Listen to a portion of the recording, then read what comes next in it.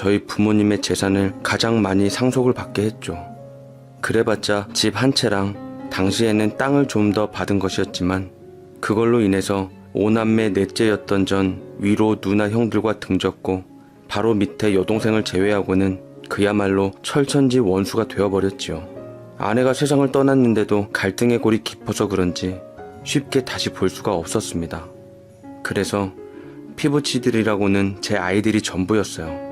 두 딸과 아들 하나가 있었는데 아들 녀석은 그렇다 치더라도 딸 아이들은 엄마 손이 한참 필요할 나이에 엄마가 없게 되자 자매끼리 서로 챙겨주며 의지하고 살았지요. 큰 녀석과 막내 녀석이 딸이었는데 둘이 나이 차이가 5살 나니 큰 녀석은 막내의 엄마 역할을 했습니다. 특히나 막내딸은 성격상 손을 더 많이 필요로 해서 큰딸이 더 힘들어했죠. 하루는 큰딸이 힘에 부쳤는지 아빠, 나도 엄마 있으면 좋겠어. 그냥 아빠 좋은 사람 만나서 재혼하면 안 돼? 나도 공부해야 되고 친구들이랑 어울리고 싶은데 맨날 집에 와서 집안일하고 동생들 챙겨주느라 힘들어. 그냥 우리 새엄마 만들어주면 안 되는 거야? 라며 얘기를 했는데 고작 중학생인 녀석이 아빠인 제게 이런 말을 하게 한다는 게 미안하고 또 미안해서 녀석을 볼 낯이 없었습니다. 그래서 저는 애들 고모인 여동생에게 재혼 자리 좀 알아봐줘. 내가 너무 우리 큰딸에게 못할 일을 시키는 것 같아. 다른 거 다 볼 필요 없고 맘씨 착한 우리 자식들 잘 키워줄 수 있는 사람으로 좀 알아봐봐 라고는 했죠. 마당발이었던 동생은 주변을 수소문해서 괜찮다는 여자들에게 절 들이밀며 어떻게든 엮어주려고 했지만 애 셋 있는 남자가 현실적으로 혼처 자리를 알아보는 것 자체가 쉽지 않은 일이더라고요. 몇 번 퇴짜를 맞다가 자존심도 상하고 결국 제 마음이 힘들어져서 재혼은 관두기로 했습니다. 대신 제가 회사를 그만두고 퇴직금을 보태서 만두 찐빵집을 차렸는데 이유는 단순했죠. 저희 애들이 유독 찐빵이랑 만두를 좋아했거든요. 손맛 좋은 여동생과 같이 동업을 하니 지역에서 맛 좋은 만두집이라는 입소문으로 점차 매출이 늘어갔습니다.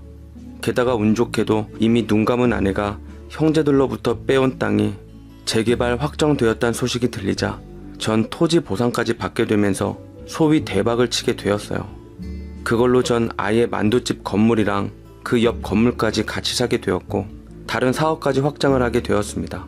직원도 여럿 고용하게 되니 돈 걱정, 시간 걱정 할 것 없이 아이들을 챙겨줄 시간이 많아지더라고요. 바빠서 뒷전으로 한 자식 교육을 늦게나마 공을 들이며 과외며 뭐며 아낌없이 해주었습니다. 그런데 막내가 중학생이 되고 위로 아들, 딸이 다 고등학생들이 됐을 때 머리들이 커서 그런지 잡아주기가 어렵더라고요.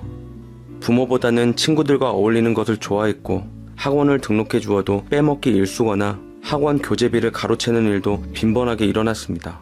하루는 막내가 그것 때문에 제게 딱 걸려서 호되게 야단을 쳤지요. 가느다란 사랑의 매를 들어 종아리를 매우 쳤는데 견디다 못한 딸은 제 손에서 회초리를 빼앗아 던진 뒤 집을 나가버렸습니다.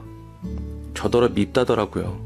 해준 게 뭐가 있냐며 아빠가 정말 싫다며 우는데 제 맘도 충격과 함께 찢어질 듯 아팠습니다.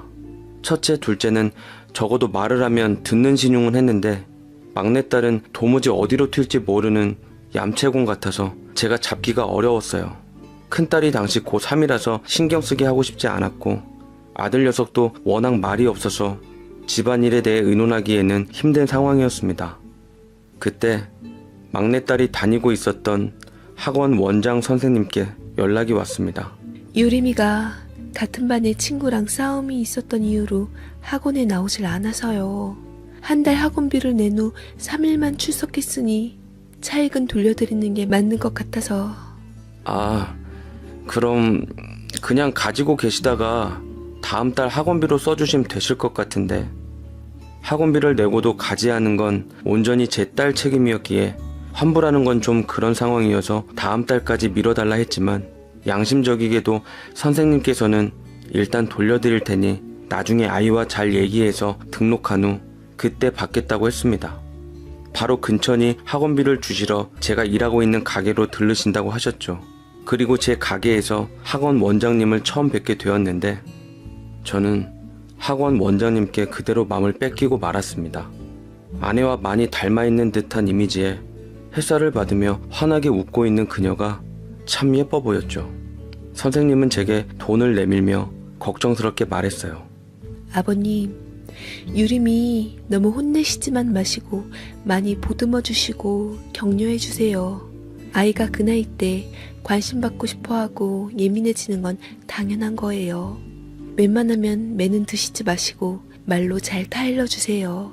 라고 제게 얘기를 해주시니 참 사람이 바르고 됐다 싶더라고요. 저는 선생님 찾아와 주셔서 감사하다며 가족 수에 맞게 우리 집 만두 찐빵을 넉넉히 싸드리려고 물어보았습니다. 근데 그녀는 1인분이면 충분하다며 멋쩍게 웃었네요. 저도 유림이처럼 엄마가 일찍 돌아가셔서 아빠가 절 언니랑 혼자 키우셨는데 지금은 언니 시집가고 아빠는 고향으로 내려가셔서 저 혼자 학원 운영하면서 살고 있어요. 저도 유림이 같은 상황이 있어서 그 아이를 더 이해하고 있는지도 모르겠네요. 라고 말을 했죠. 저는 왠지 제 아이들 같은 상황을 겪은 선생님이 안쓰러운 마음이 들었고 만두 찐빵을 넉넉히 싸드리고는 앞으로도 드시고 싶으면 언제든지 공짜로 드리겠다고 그냥 오시라고만 했습니다. 선생님께서는 그 이후로 오다 가다 저희 가게를 자주 들르셨어요. 제가 손님을 맡기 위해 밖으로 나와서 우연히 마주친 것도 많아 저희는 자주 얼굴을 보게 되었죠. 저는 찐빵과 만두를 꼭 선생님 줄 몫을 남겨두며 항상 퇴근 후 손에 쥐어주었습니다. 제 딸은 얼마 지나지 않아 조금은 마음이 나아졌는지 학원으로 다시 돌아갔고 선생님은 제 딸이 제대로 학습적인 각오가 되기 전까지는 학원도 자주 빠지는 편이니 원비를 안 받겠다고 말씀하셨네요. 딸로 인해 저는 그녀와 정을 쌓게 되었고 우리는 서로의 아픔을 이해하며 사랑하는 연인 관계로 발전하게 되었습니다.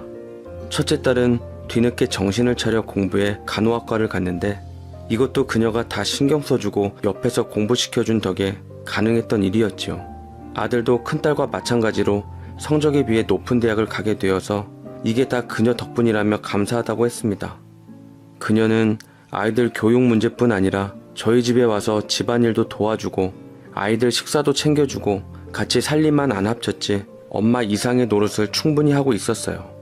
큰딸과 아들이 대학 입학 후 기숙사 자취로 독립하면서 제 여동생은 이때가 기회다 싶었던지 절 재촉했습니다. 어휴, 오빠는 언제 선생님이랑 살림 합칠 거야? 세상에 저렇게 착하고 바른 여자가 어딨어. 딱 보니 선생님이 오빠 프로포즈 기다리고 있는 것 같은데 적극적으로 좀 나가봐. 내가 애가 셋이야. 나도 양심이 있지. 미혼인 선생님을 어떻게 욕심내. 그건 아니야. 그럼 이렇게 어정쩡한 사이로 두는 건 양심 있는 일이야? 대신 오빠는 돈이 있잖수.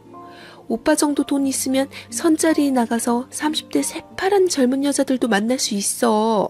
선생님도 시집가고 가정 꾸려야지. 오빠가 선생님 인생 책임져 줄 거 아니면 차라리 다른 남자랑 행복하게 놓아주던지. 라고 말을 했는데 곰곰이 생각해보니 여동생 말이 결코 틀린 건 아니었습니다. 욕심 같아서는 그녀를 제 아내로 맡고 싶었지만 차마 자식들이 걸려 어찌해야 할지 몰랐고 그렇다고 놓아주자니 제가 그녀를 너무 사랑하고 있더라고요. 괴로움에 매일매일 갈등하고 있었을 무렵 저는 결국 양심과 손절하고 선생님께 프로포즈를 했습니다. 제가 비록 애 셋 있고 사별한 남자지만 애 둘은 이미 대학 보냈고 유림이 잘 키우면서 선생님한테 좋은 남편이 되어드리고 싶어요. 저는 이걸로 충분하니까 정말 마음 놓고 거절하셔도 됩니다.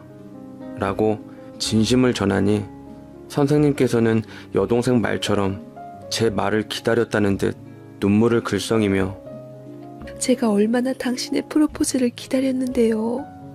저도 당신의 아내로서 유림이 엄마로서 더 잘하면서 살게요. 내 곁에 있어줘서 정말 고마워요. 라며 기꺼이 저의 프로포즈를 받아들여 줬습니다. 그녀와 남은 평생을 함께 한다니 정말 꽃길만 펼쳐져 있는 것 같더라고요. 저는 기분이 들떠 다음날 바로 가족들과 함께 좋은 데서 저녁 식사를 잡았고 뜻깊은 우리의 결혼을 공표했습니다. 선생님이랑 나 너희들도 알다시피 서로 좋아하고 있는 사이야. 첫째, 둘째도 다 대학 갔으니 이제 아빠도 좋은 사람 만나서 인생 잘 살아보고 싶어. 너희 엄마 떠난 지 거진 10년 동안 니들만을 위해 살았으니 아빠도 선생님하고 새 출발할 수 있게 응원해주면 안 되겠니? 라고 했는데 삼남매들이 얼굴이 싹 변하며 갑자기 분위기가 안 좋아지기 시작하더라고요. 아들은 그나마 아빠 마음대로 하라는 쪽이었는데 큰딸과 작은딸은 식사를 하다 말고 주섬주섬 자리를 챙겨 일어나기 시작했습니다. 저는 큰딸인 혜림이한테 너 예전에 아빠한테 재혼하라고 하지 않았냐고, 이미 선생님과의 관계도 잘 알고 있었고 정작 재혼하려 치니까 왜 그러는 거냐고 얘기하자 큰딸은 작은딸을 챙기며 이제 아빠 재혼 별로 달갑지 않아요. 저희 어차피 다 컸고 막내도 고등학생인데 굳이 엄마 손 필요하겠어요? 지금처럼 아빠가 그냥 연애만 하는 것까지는 뭐라 안 하겠지만 재혼은 반대예요. 라고 얘기를 하며 나가니 저와 선생님은 하도 어이가 없어 황망할 지경이었습니다. 선생님은 그 와중에서도 절 위로해 주시더라고요. 괜찮아요. 저는 제 딴에는 한다고 했는데 아무래도 아이들에게 엄마 될 신뢰까지는 못 줬었나 봐요. 저는 그냥 당신 뜻대로 살게요. 이대로 연애만 하다 살아도 되고 부부가 되어서 살아도 되고 다 괜찮아요. 라고 얘기를 했는데 사랑하는 그녀에게 이번에도 아이들 때문에 면목 없는 남자가 되었습니다.